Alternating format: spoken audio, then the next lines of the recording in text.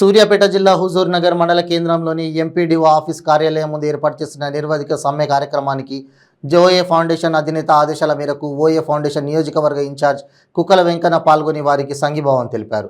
ఈ సందర్భంగా వాళ్లకు 100 కేజీల బియ్యం మరియు 5,000 రూపాయల ఆర్థిక సాయాన్ని అందజేశారు.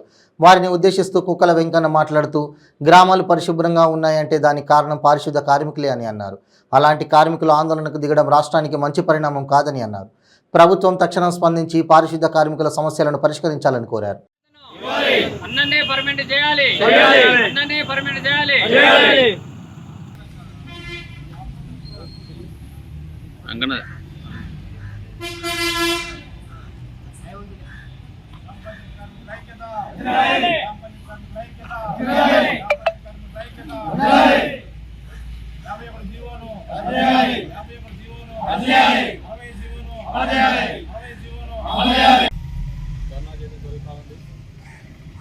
ధర్నా ఎందుకు చేస్తున్నారంటే వారి యొక్క వేతనాన్ని రెట్టింపు చేయాలి, కనీస వేతనం